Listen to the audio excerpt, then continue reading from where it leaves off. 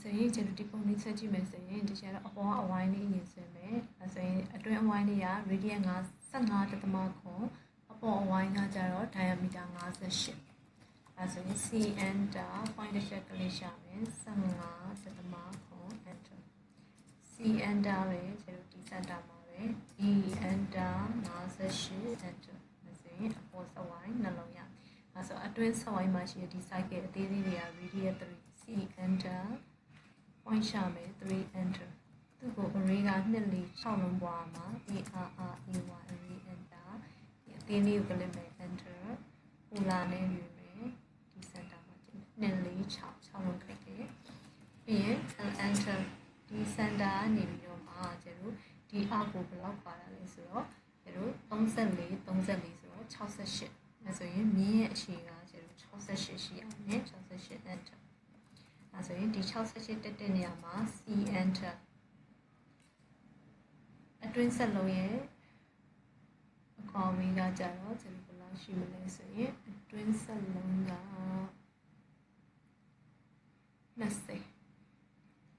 20 enter ပြီး c enter ပဲအရင်ကကြတော့29 enter ပြီးအတွင်းမှာ c enter ဒီထိပ်လေးမှာအတွင်းကောင်းလေးတွေ radius 4 enter array ပွားမယ် array enter အသေးလေးကို click မယ် enter polar ရွေးမယ် center point တက်မှာ click မယ်2 4 6လုံးပဲရှိရသူက2 4 6 8လုံးဆိုတော့ h enter okay အဲဆိုရင်ဒီဘက်ကပြီးရင်ကျတော့ဒီဘက် b ကဆက်လုံးလေးဆိုရအောင်အဲဆိုဒီဆက်လုံးလေးတွေကဒီ center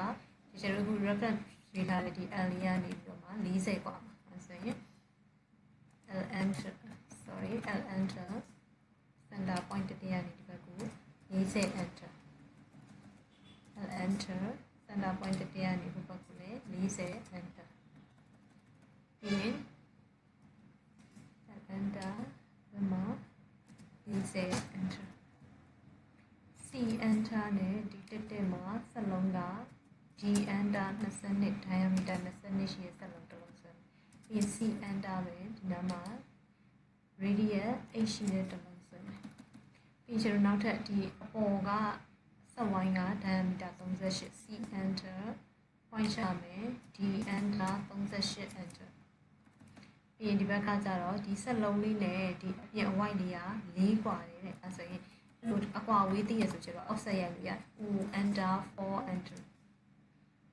ဒါမျိုးအပြင်ကို4ရိုက်လိုက်မယ် okay အဲ့ဒီရပါရင်ကျွန်တော်ဒီမှာ fillet တန်ဖိုးလေးရှိတယ်အဲ့ဒါက fillet ချိုးရုံပဲ f enter r enter ဒီကောင်က100 enter